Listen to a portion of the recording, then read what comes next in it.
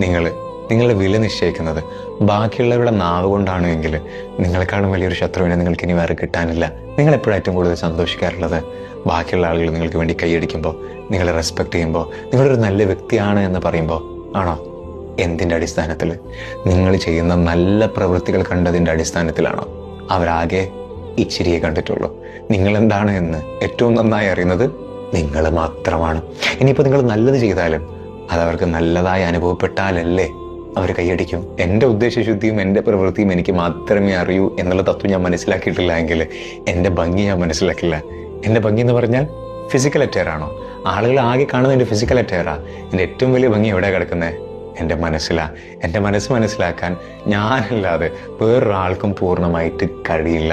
അത് മനസ്സിലാക്കാതെ ബാക്കിയുള്ളവരുടെ അഭിപ്രായത്തിന് വേണ്ടി ഞാൻ കാത്തിരിക്കുമ്പോൾ ഞാൻ എൻ്റെ ഏറ്റവും വലിയ ശത്രുവായി മാറുന്നത് ഞാൻ ഒരിക്കലും അറിയുന്നില്ല.